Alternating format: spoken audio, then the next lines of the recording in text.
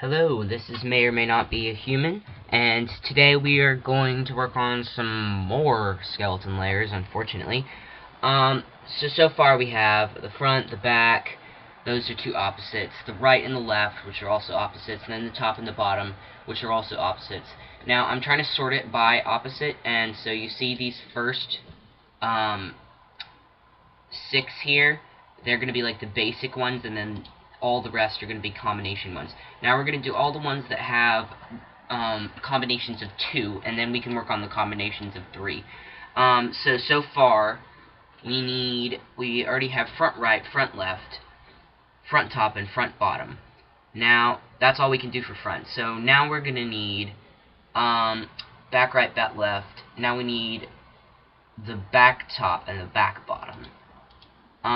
Which as far as I know are going to be the same as this, except slightly different.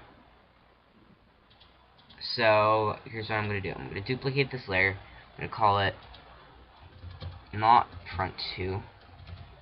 It's going to be back, top. I'm going to press enter. I'm going to bring it down.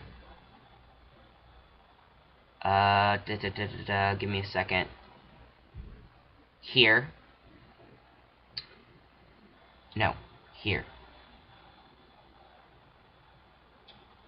Now, what this is going to do is this is like viewing from someone's shoulders. This is going to be like their shoulders, and this will be the back of their head. It's going to stay the same. Normally, with the front top, you would see somebody's face, but instead we're going to be seeing the back of their head, so that's the only difference. I'm also going to do this for the front bottom, except I'm going to make it the back bottom.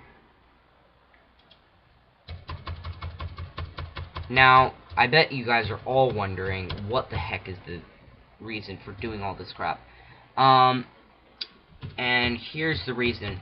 When you are animating an entire show, which is what I'm trying to do, I'll try not to do any spoilers or anything like that, but you're going to be using a lot of the same characters a whole lot.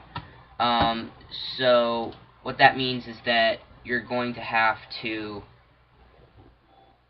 each individual character from every possible side and every possible angle. You just can't cut around that. It's got to be something you're going to do eventually. And I just don't really feel like creating separate files for each individual one. As you notice, I have simply saved this as wireframe, and that's just what I'm calling it.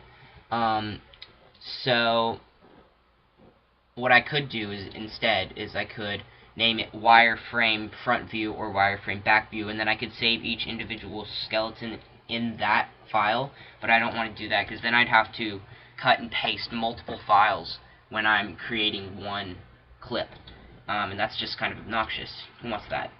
So, instead I'm taking the long way around, which in the end will actually be shorter. So far we've got pretty much everything. We need, yes. Now we're going to go down the list. We've done front and back as the starting ones. This is front, and then this is back. Now we're going to do right. So we've already knocked out most of the rights here and here, so we're going to do the rest of them now. All the combinations of right that we can do. So let's see, the next one will be right top. We haven't done that yet. So I'm going to use my existing front right. Let's see, right top. No, I'm going to use my front top view. I'm going to duplicate that. I'm going to call it skeleton right top. Now, this looks really boring to begin with, but eventually it is going to be legible and it will make sense. So, within this, we're going to have layer 1, and we're going to have our layer 2. Now, our layer 2 is going to be exactly the same, except that we're only going to have one arm and one leg, and it's going to be viewed from the right. So, let's see, with this the left shoulder is closer to the camera. So that's what we want here as well. The left shoulder needs to be closer to the camera. So, here's what I'm going to do. I'm going to select these points. I'm going to delete them, because who needs them, right? And I'm just going to move these. Now, if you guys think I should flip it and do it the other way, so my right top would be viewed from the right side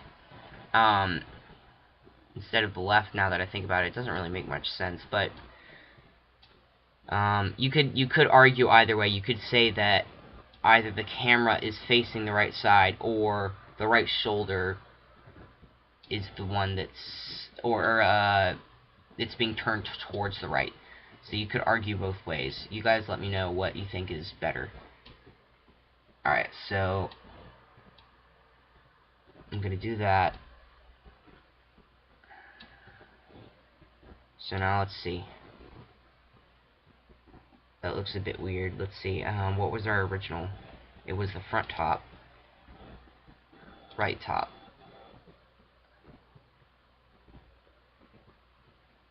I see what we need to do.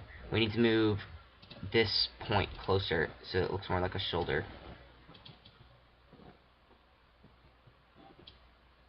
And then move this one down a bit more.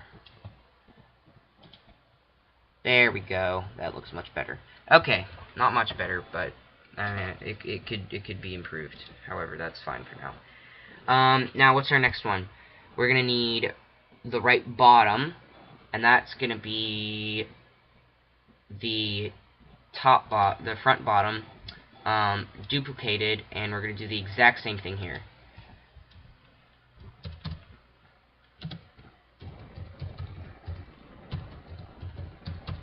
That we did with the last one. So let's move that down. This is all based off of like a hierarchy. That's the order that I'm doing it in. Basically, what I'm doing is I'll just quickly save this and then open up a new file so I can show you. Every angle is viewed from 9 different points of view, and you have to combine them in different ways to create a new angle. I'm going to show you what I mean in a second. This is just a quick thing, so bear with me. Alright, now this is the face viewing you full on, perfectly straight. This is going to be the face that is viewing you sort of slanted like this. This is going to be the face that's viewing like this. This is going to be down like that.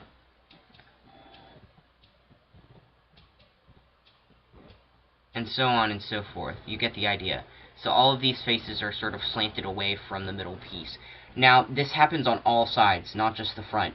So if I was to look at a view of the face from the side, that would also be true. So it wouldn't just have to be the front of the face, which is sort of the example I'm using here. Pretend like that filled in square is a face viewing you from the front.